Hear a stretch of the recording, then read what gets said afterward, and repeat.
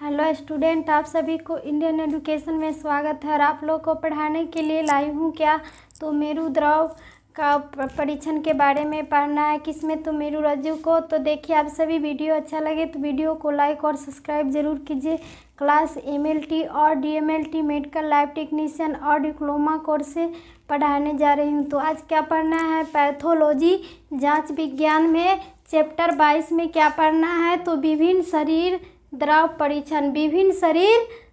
परीक्षण test for difference body fluid. तो क्या है कि विभिन्न शरीर के द्रव का परीक्षण के बारे में आज पढ़ना है। तो पहला नंबर क्या है कि मस्तिष्क मेरु द्रव एवं उसकी जांच। मस्तिष्क मेरु द्रव एवं उसकी जांच के बारे में पढ़ना है। तो सर्वोस्पाइनल या फ्लूइड सीएसएफ का फुल फॉर्म क्या होगा तो सर्वोस्पाइनल फ्लूइड सीएसएफ और देयर टेस्ट। तो ये मस्तिष्क के मेरु द्रव एवं उसकी जांच के बारे में पढ़ना है।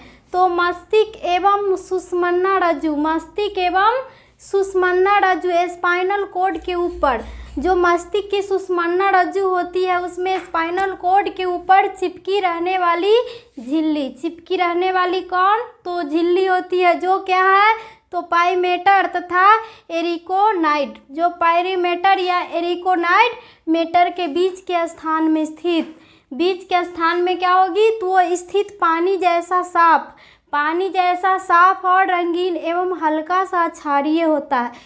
कैसा दिखेगा तो वो साफ, रंगीन और हल्का सा क्षारीय तरल और क्लियर वाटर लाइक, जो कलरलेस या ट्रांसपेरेंट फ्लूइड और एल्काइलिन इज आर रिएक्शन तो होता है। तो इसमें क्या होगा कि पानी जैसा साफ और रंगीन एवं हल्का सा क्षारीय तरल होगा।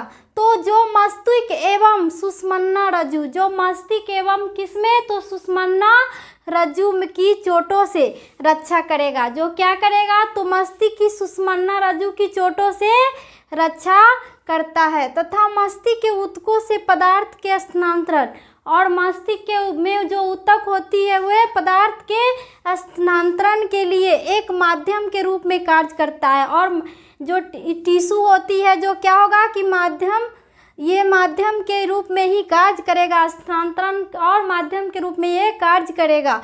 जो मस्तिष्क के मेरु द्रव, जो मस्तिष्क के कहाँ पर तो मेरु द्रव में जो सर्वोस्पाइनल फ्लूइड सीएसएफ सर्वोस्पाइनल फ्लूइड कहलाता है। जो मस्तिष्क के बीच भाग में हो जो मेरु द्रव होती है वह क्या होगा तो सर्वोस्पाइनल फ्लूइड सीएसएफ कहलाता है। तो यह 20 ml प्रति घंटा या 500 ml प्रति दिन की गति से बनाता है। और क्या होगा तो यह 20 ml प्रति घंटा या 500 ml प्रतिदिन की गति से बनता है। तो सीएसएफ को रोगी से क्या करना होगा तो कटिवेधन या लंबर पक्चर द्वारा, और कटिवेधन या लंबर पक्चर द्वारा उपलब्ध किया जाता है। किससे उपलब्ध किया जाएगा सीएसएफ से रोगी का कटिवेधन तो लंबर पक्चर द्वारा उपलब्ध किया जाएगा। और सीएसएफ के सामान्य मान, सीएसएफ का क्या होगा सेंट्रल से सर्वोस्पाइनल फ्लूइड को क्या होगा कि द्रव में निम्नलिखित मूल्यांकित पदार्थ भी पाए जाते हैं। और सीएसएफ के सामान्य मान normal value of CSF, normal value क्या होगा का सीएसएफ सामान्य स्वास्थ्य की दशा में, सामान्य जो व्यक्ति स्वस्थ होगा तो स्वस्थ की दशा में सीएसएफ द्रव में निम्नलिखित मूल्यांकित पदार्थ पाए जाते हैं। और निम्नलिखित मुख्य पदार्थ क्या होगा तो पाया जाएगा किस अवस्था में तो स्वस्थ की अवस्था में। तो पहला नंबर क्या है कि मात्रा अमाउंट ऑफ सीएसएफ तो 100 से 150 ml होगा। और अमाउंट ऑफ मात्रा कितनी होगी सीएसएफ का तो ये 100 से 150 ml होगा। और दूसरा नंबर क्या है तो दबाव में क्या होगा कि प्रेशर कितना होगा तो ये वयस्क में 100 से 200 mm ऑफ वाटर क्या होगा तो ये वयस्क अवस्था में 100 से 200 ऑफ वाटर, लेटी अवस्था में ही 200 से 300 mm होगा। और लेटी अवस्था में कितनी होगी तो 200 से 300 mm वाटर बैठी अवस्था में भी होती है। और किसमें? तो बैठी अवस्था में और लेटी हुई अवस्था में भी लंबर पक्चर की जाती है। बालक का 50 से 100 mm ऑफ वाटर, बालक में कितना? तो 50 से 100 mm वाटर लेटी अवस्था में होती है। कितने? तो लेटी अवस्था में बालक में। तो ये है कि 3 नंबर क्या है कि आपेक्षिक घनत्व, आपेक्षिक घनत्व स्पेसिफिक ग्रेविटी। तो ग्रेविटी कितनी होनी चाहिए आपेक्षिक घनत्व? तो 1.006 से 1.008। तो ये पीएच। चौथा नंबर क्या है कि पीएच का मान कितनी होगी? तो 7.3 से 7.4 होगा। और 5 नंबर में क्या है कि कुल ठोस पदार्थ, कुल ठोस पदार्थ कितनी होगी? तो 0.85 से 1.70 ग्राम होगा। कितने में? तो ये 100 ml में होगा कुल ठोस पदार्थ। 0.85 से 1.70 होगा। तो छठा नंबर क्या है? तो कुल कोशिका संख्या, कुल कोशिका की संख्या वयस्कों में कितनी होगी? तो वयस्कों में कुल कोशिका की संख्या होगी 0 से 10 घन मिमी होगी वयस्कों में। और बालकों में कितनी होगी? तो 0 से 20 घन मिमी होती है। तो नोट में क्या होगा कि ये कोशिकाएं लिम्फोसाइट होती है। ये कोशिकाएं क्या होगी? तो लिम्फोसाइट होगा। और न्यूट्रोफिल या लाल रक्त कोशिकाएं नहीं होगी। और ये कोशिकाएं क्या होगी कि न्यूट्रोफिल या लाल रक्त कोशिकाएं नहीं होगी। ये कोशिकाएं क्या होगी? तो लिम्फोसाइट होती है। और साथ में क्या है कि प्रोटीन कितनी होगी? तो ये 20 से 50 मिलीग्राम % में होगा। तो ये प्रोटीन की मात्रा कितनी होगी? तो 20 से 50 मिलीग्राम % में। तो शुगर कितना होगा? शुगर 8 में तो ये 60 से 80 मिलीग्राम % में होगा। और 9वां नंबर क्या है? तो क्लोराइड में कितनी होगी? तो 700 से 750 मिलीग्राम % अवस्था में होगा। तो ये हो गया 118 से 132 MEQ लीट क्या होगा? तो ये पहला नंबर क्या है कि संदिग्ध मस्तिष्क रोगों में क्या होगा? तो ये संदिग्ध मस्तिष्क रोग में क्या होगा? तो मस्तिष्कावरण शोथ होगा। संदिग्ध मस्तिष्क रोगों में क्या हो जाएगी? तो मस्तिष्कावरण शोथ क्या होगा? तो मेनिंजाइटिस हो जाती है। तो ये पहला क्या है? मस्तिष्क शोथ। और दूसरा नंबर क्या है? तो सप्रेजिएट स्पेस में रक्तस्राव की अवस्था में। और केंद्रीय तंत्रिका तंत्र की सिफिलिस में। और केंद्रीय तंत्रिका तंत्र के सिफिलिस की अवस्था में। और स्पाइनल कॉर्ड का ट्यूमर में। और स्पाइनल कॉर्ड के कहाँ पर? तो ट्यूमर में होगा। तो ये सभी संदिग्ध मस्तिष्क रोगों में ही होती है। किस अवस्था? तो मेनिंजाइटिस की अवस्था में। लंबर पक्चर करने तथा CSF, लंबर पक्चर करने से CSF निकालने की विधि। लंबर पक्चर करने के लिए रोगी के बिस्तर से ही किनारे पर क्या होता है? तो करवट करके ली जाती है। तो लंबर पक्चर करने तथा CSF सर्वोस्पाइनल फ्लूइड को निकालने की विधि को ही लंबर पक्चर करने के लिए रोगी को बिस्तर के किनारे पर क्या होता है कि करवट के बल इसी प्रकार लेटा दिया जाता है। करवट की बल पर क्या होता है? रोगी को तो बिस्तर पर लेटा दिया जाता है। और कि उसकी पीठ लंबर पक्चर करने वाली व्यक्ति के अड़े रहते हैं। और लंबर पक्चर करने वाले व्यक्ति को क्या होता है? तो पीठ की ओर अड़े रहते हैं तथा जांघें मोड़कर धड़ से लगा दी जाती है। और जांघें को मोड़कर क्या होती है? लंबर पक्चर करने के लिए तो मोड़कर लगा दी जाती है। और सिर आगे की ही झुकाकर छाती पर लगा दिया जाता है। सिर को आगे को झुकाकर कहाँ पर? तो ये छाती पर। किसको? तो मरीज को लगा दिया जाता है। और जिससे पीठ अधिक से अधिक मुड़कर धनुष के आकार में, जिससे पीठ क्या होगा? तो अधिक से अधिक मुड़कर किसके आकार में हो जाएगी? तो धनुष के आकार की हो जाती है। और इसी समय एक नर्स रोगी को, और इस समय क्या होगा? जब रोगी का कैसा शरीर हो जाएगा? तो धनुष के आकार का होगा। तो इस समय एक नर्स रोगी को इस स्थिति में पकड़े रहती है। और इस समय नर्स या क्या होगा? तो रोगी को इस स्थिति में पकड़े रहेगी।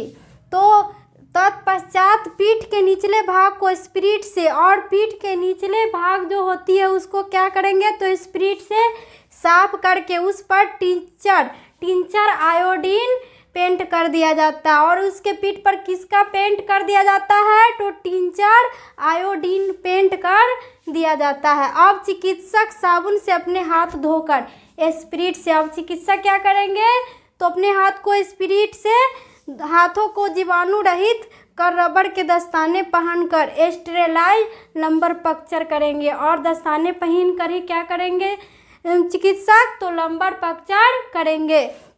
तो सुई से लंबर पंक्चर करता है। और इससे पूर्व इस क्षेत्र को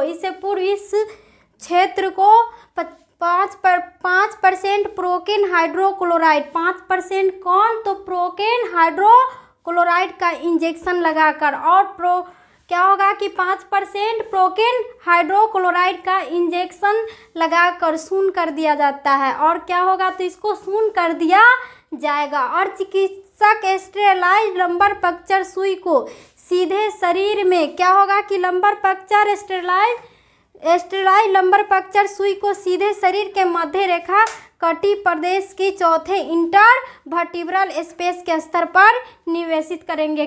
किस पे, तो चौथे वर्टेब्रल स्तर पर, जो शरीर के पीछे रीढ़ का हड्डी होती है उस पे कितने पर, तो चौथे वर्टेब्रल पर, फर्स्ट सेकेंड थर्ड और चौथे जो होती है उस वर्टेब्रल पर क्या होगा, तो चौथे इंटरवर्टेब्रल स्पेस के स्तर पर निवेशित करके ड्यूरामेटर से गुजार कर, किससे, तो ड्यूरामेटर से गुजार कर सबरेचिनेट स्पेस में पहुंचाता। और किस स्पेस में पहुंचाएगा, तो सबरेचिनेट स्पेस में पहुंचाता है। और इसके बाद स्टाइलेट, और इसके बाद क्या होगा, तो स्टाइलेट लंबर पंक्चर सुई के अंदर का तार, जो लंबर पंक्चर सुई के अंदर का तार को निकाल लिया जाता है। और सुई के अंदर के तार को क्या किया जाता है लंबर पंक्चर करने के लिए, तो निकाल लिया जाता है। तो CSF निकालने लगता है। और CSF क्या होगा, तो निकलने लगेगा। और CSF निकलने का क्या निकलने लगेगा, तो सर्वोस्पाइनल फ्लूइड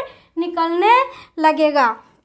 तो कुल बूंद लेकर जीवाणु का ही संवर्धन, और कुल बूंद लेकर क्या करेंगे, तो जीवाणु का संवर्धन बैक्टीरियल कल्चर, और बैक्टीरियल कल्चरल के लिए लैबोरेटरी भेज दिया जाएगा। और बैक्टीरियल जो कल्चर निकलेगी उसको क्या करेंगे, तो CSF अधिक रक्त से रंजित हो जाएगा और फेंक दिया जाएगा। और क्या हो जाएगा, जो अधिक होगा रंजित होगा, और जो कम बच जाएगा उसको क्या करेंगे, तो लैबोरेटरी में भेज दिया जाएगा। सेंट्रीफ्यूज ट्यूब 10 मिनट तक क्या करेंगे, सेंट्रीफ्यूगल मशीन होती है, जो सेंट्रीफ्यूज वाला ट्यूब लेंगे। सेंट्रीफ्यूज वाला ट्यूब 10 मिनट तक, सेंट्रीफ्यूज वाला ट्यूब को क्या करेंगे, तो 10 मिनट तक 2500 RPM की गति पर, कितने RPM की गति पर सेंट्री वाला ट्यूब को, तो 10 मिनट के लिए 2500 RPM की गति पर सेंट्रीफ्यूज किया जाता है। और इसको क्या किया जाता है, तो सेंट्रीफ्यूज किया जाता है 10 मिनट के लिए। सेंट्रीफ्यूज वाला ट्यूब को 2500 RPM की गति पर सेंट्रीफ्यूज किया जाता है।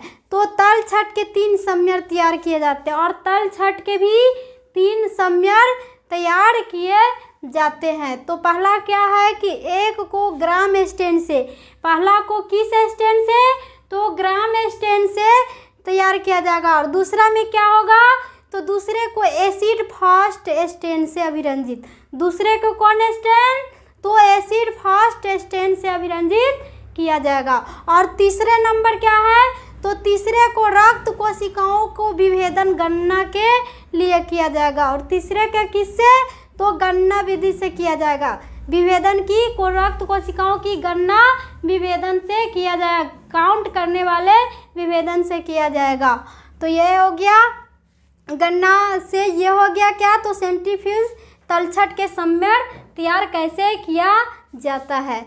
तो ये लंबर पंक्चर के उपद्रव, अब लंबर पंक्चर करने से उपद्रव क्या होंगे, तो लंबर पंक्चर का उपद्रव क्या होगा, तो कॉम्प्लेक्शन और लंबर पंक्चर। तो यह हो गया लंबर पंक्चर के उपद्रव। तो पहला में क्या होगा उपद्रव, तो एक में क्या है कि लंबर पक्चर ठीक नहीं होने पर रोगी की मृत्यु हो जाती है। अगर लंबर पक्चर ठीक से नहीं होगा तो रोगी को क्या होगा, तो मृत्यु भी हो जा सकती है। और दूसरा नंबर क्या है कि रोगी को मस्तिष्क में विशेषकर सीरिबेलर दबाव उत्पन्न हो जाता है। रोगी को मस्तिष्क में कौन उत्पन्न हो जाती है, तो विशेषकर सेरिबेलर दबाव उत्पन्न हो जाएगा। सेरिबेलर दबाव क्या होगा, तो उत्पन्न हो जाती है। और तीसरा नंबर क्या है कि लंबर पक्चर के पश्चात और लंबर पक्चर करने के ही पश्चात रोगी को सिर दर्द हो सकता है। लंबर पक्चर करते ही समय क्या हो जाएगा रोगी को, तो सिर में दर्द हो सकता है। त्वचा की रसूली स्पाइनल और त्वचा की रसूली स्पाइनल कॉर्ड में उत्पन्न होती है। त्वचा कहाँ पर उत्पन्न होती है, तो रसूली स्पाइनल कॉर्ड में उत्पन्न होती है। त्वचा के जो रसूली स्पाइनल कॉर्ड होती है उसमें स्थित होती है। तो यह CSF के लीकेज के उत्पन्न होता है। यह CSF किससे उत्पन्न होता है, तो लीकेज से उत्पन्न होगा। तो इस उपद्रव से बचने के लिए, इस उपद्रव CSF क्या है, तो लंबर पक्चर करने के उपद्रव से बचने के लिए क्या किया जाएगा, तो लंबर पक्चर करने के उपद्रव से लंबर पक्चर करने से उपद्रव के लिए छिद्र क्या होगा, तो ये बचने के लिए छिद्र छोटा होता है। और लंबर पक्चर के उपद्रव के लिए क्या होगा, तो ये छोटा होता जाएगा। और रोगी 24 घंटों तक सीधा लेटते हैं। और रोगी 24 घंटे तक क्या करेंगे, तो वो सीधे लेटते हैं। और रोगी को उपद्रव से बचने के लिए छिद्र छोटा होगा और क्या होगा, तो रोगी 24 घंटों तक सीधा लेटेंगे। और 24 घंटों तक मरीज क्या करेंगे, तो सीधा लेटेंगे। चौथा नंबर क्या है, तो संक्रमण खतरा। इससे संक्रमण क्या होगा, खतरा क्या होगा, लंबर पक्चर करने के समय ये खतरा भी हो सकती है। तो इसे संक्रमण खतरा मेनिंजाइटिस, और इसको लंबर पक्चर करते समय मेनिंजाइटिस की भी डर होती है। और मस्तिष्काशोथ इनकोफिलेटिस होते हैं, जो इससे रोगी मृत्यु हो जाती है। और ये बीमारी से उत्पन्न होने से क्या हो जाएगी, तो रोगी की मृत्यु भी हो जा सकती है। तो पांचवा नंबर क्या है, तो स्टाइलेट बिना लंबर पक्चर करने पर, स्टाइलेट के बिना लंबर पक्चर करने पर, स्टाइलेट करने के पश्चात लंबर पक्चर करने पर डीरोमाइड कास्ट बनने की संभावना हो जाती है। और किसकी बनने की संभावना हो जाएगी, स्टाइलेज के बिना लंबर पक्चर करने की विधि से, तो ये स्टाइलेट डीरोमाइड कास्ट बनने की संभावना हो जाती है। कि स्पाइनल कैनाल में दाब कम होने पर, स्पाइनल कैनाल में दाब कम होने पर मस्तिष्क स्तंभ का हर्निया हो जाता है। स्पाइनल कैनाल में दाब कम हो जाने से, स्पाइनल कैनाल में क्या होती है कि दाब जो कम हो जाती है, तो दाब कम होने पर क्या होगा, तो मस्तिष्क स्तंभ का हर्निया, मस्तिष्क स्तंभ माथा का स्तंभ में क्या हो जाएगी, तो हर्निया हो जाती है। किसके कारण, तो स्पाइनल कैनाल में दाब कम हो जाने के कारण। किस में, तो माथा के। तो यह हो गया। 7 नंबर क्या है कि बढ़े हुए इंट्राकेनियल प्रेशर में लंबर पक्चर करना खतरनाक हो जाता है। बढ़े हुए इंट्राकेनियल में जब इंट्राकेनियल बढ़ जाती है प्रेशर में, तो क्या होगा, तो लंबर पक्चर करना खतरनाक हो जाएगा। और लंबर पक्चर करना क्या हो जाएगी, तो खतरनाक हो जाता है। और सेरिबेलम पर अधिक दबाव पड़ने पर, सेरिबेलम पर अधिक दबाव पड़ने पर एक शंकु बन जाएगा। और सेरिबेलम पर जब अधिक दबाव पड़ेगा तो वह किस आकार में बन जाएगा, तो शंकु के आकार में बन जाती है और शंकु के आकार में दिखने लगेगा। तो CSF का प्रयोगशाला में परीक्षण, भौतिक परीक्षण, फिजिकल एग्जामिनेशन, जो क्या होगा कि प्रयोगशाला में सर्वोस्पाइनल फ्लूइड का जांच क्या होगा, तो वो देख कर किया जाएगा, भौतिक परीक्षण के द्वारा किया जाएगा। तो इसके अंतर्गत सेंट्रीफ्यूज न किए गए, इसके अंतर्गत क्या होगा, तो सेंट्रीफ्यूज नहीं किया जाएगा। और CSF का नग्न नेत्रों से ही परीक्षण किया जाएगा और सेंट्रीफ्यूज भी नहीं किया जाएगा। और इसको किससे कैसे देखा जाएगा, तो आँख से, नग्न आँखों से देखा जाएगा। फिजिकल मतलब देख कर देखा जाएगा। तो ये क्या है कि पहला में तो CSF का रूप रंग, और CSF का रूप रंग कैसा होगा, और CSF का आपेक्षिक घनत्व क्या होगा, तो स्पेसिफिक ग्रेविटी क्या होगा CSF का, और CSF का दाब क्या होगा, और CSF का स्कंदन क्या होगा। तो क्लॉटिंग ऑफ CSF, तो स्कंदन इसका क्या होगा, किसका, तो सेरेब्रोस्पाइनल फ्लूइड का। तो ये CSF का रूप रंग कैसी होगी, तो CSF का रूप रंग कैसा होगा, तो साफ और रंगीन होगा। और CSF का रस कैसा कलर होगा, तो साफ और रंगीन दिखेगा। और रोग की अवस्था में यह रंगीन हो जाएगा। जब रोग होगा तो इसकी CSF की मात्रा कैसी हो जाएगी दिखने में, कलर में, तो वो रंगीन हो जाएगी। और रंगीनता को देखकर ही निम्न रोगों को संकेत मिलेगा। और जब रंगीन हो जाएगा तो वो क्या होगा कि वो रोगी क्या है, तो बीमारी से पीड़ित है। तो रंगीन होने पर बीमारी का ही लक्षण प्रतीत होता है, किसमें, तो CSF का रूप रंग देखने पर। तो ये क्या होगा पहला में, तो मेनिंजाइटिस क्या हो जाएगी, तो मेनिंजाइटिस होगी, माथा की बीमारी हो जाती है। तो ये हो गया इंसेफेलाइटिस हो जाती है, और इंसेफेलाइटिस भी हो जाती है। तो दूसरा में क्या है कि गुलाबी या लाल सा रंग, गुलाबी या लाल सा रंग रक्त की विद्यमानता का ही संकेत मिलता है। गुलाबी या लाल रंग का संकेत किसका मिलेगा, तो ये विद्यमानता का ही संकेत मिलती है। तो पीले से रंग को CSF का पाया जाना, पीले रंग का CSF सेंट्रल फ्लूइड में पाया जाएगा। सेरेब्रोस्पाइनल फ्लूइड में कैसा कलर पाया जाएगा, तो पीले रंग का।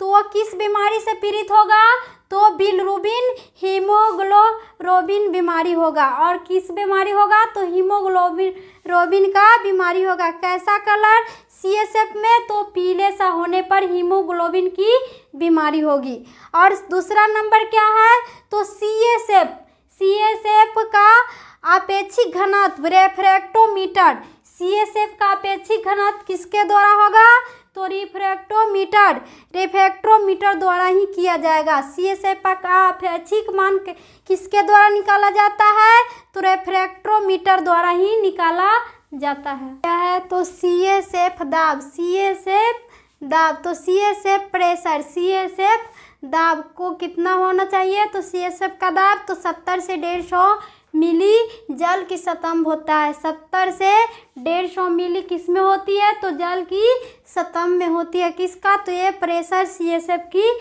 प्रेशर में। तो निम्न अवस्थाओं में CSF दाब बढ़ जाता है, और निम्न अवस्थाओं में CSF का दाब क्या होती है, तो बढ़ जाती है। तो ये बढ़ने पर क्या होगा, तो कंजेस्टिव हार्ट फेल्यूर में होगा। और CSF का दाब बढ़ने से क्या हो जाती है बीमारी, तो कंजेस्टिव हार्ट फेल्यूर। और दूसरा में क्या है, तो सुपेरियर वेना केवा में अवरोध उत्पन्न हो जाने से, और सुपेरियर वेना केवा में अवरोध को उत्पन्न हो जाने से। और तीसरा में क्या है, तो सांस भी लेने से हो जाती है। और चौथा में क्या है, तो मोटे रोगियों में भी CSF बढ़ने से उदर से होती है। और मोटे रोगियों में भी CSF क्या होती है, तो बढ़ जाती है। तो किस में, तो उदर से होती है। और ट्यूमर ब्रेन तथा इंट्रासेरेब्रल हीमोरेज, ट्यूमर ब्रेन या इंट्रासेरेब्रल हीमोरेज CSF में बढ़ जाता है। और ये भी किस में बढ़ जाएगा, तो CSF में बढ़ जाती है। कौन, तो ट्यूमर ब्रेन और इंट्रासेरेब्रल हीमोरेज भी बढ़ जाती है। किस अवस्था में, तो CSF की अवस्था में, सेरेब्रोस्पाइनल फ्लूइड की अवस्था में। तो ये चौथा नंबर क्या है, तो CSF। तो ये का CSF का स्कंदन क्लॉटिंग ऑफ CSF का थक्का बनने पर भी फाइब्रिन में बदल जाता है। और CSF का क्या होती है स्कंदन में, तो ये थक्का बनने पर किस में बदल जाती है, तो ये फाइब्रिन में बदल जाता है। और CSF सेरेब्रोस्पाइनल फ्लूइड किस में बदल जाएगा, तो फाइब्रिन में बदल जाएगा। और रोगों में क्या होगा, तो ये ट्यूबरक्लोसिस मेनिंजाइटिस हो जाती है। और ट्यूबरक्लोसिस जाइटिस हो जाती है और कोमल एवं सूक्ष्म थक्का बनता है। और किस अवस्था में? तो कोमल और थक्का की अवस्था में, और थक्का जमाव हो जाती है। और संपूर्ण मस्तिष्का बढ़न प्रूलन मेनिंजाइटिस में बड़ा थक्का बनता है। और मेनिंजाइटिस में कैसी होगी CSF का? तो ये थक्का के रूप में बड़ा हो जाती है। और microscopic examination of CSF, microscopic examination, microscope से देखने पर क्या होगा? तो CSF का, तो सेंट्रल सर्वोस्पाइनल फ्लूइड का, तो इसके अंतर्गत CSF में कुल तथा विभेदन श्वेत रक्त, कुल क्या होगा? तो विभेदन श्वेत रक्त कोशिका का गणना करना होगा। तो total differential white blood count, और total differential white blood count में होगा। तो कुल लाल रक्त कोशिका गणना, और कुल किसका? तो लाल रक्त का भी कोशिका गणना, टोटल RBC काउंट का भी एवं रोगात्मक जीवाणुओं की जांच की जाती है। और इसमें किसकी जांच की जाएगी? तो रोग से जो पीड़ित होगा उसी जीवाणु की जांच की जाती है।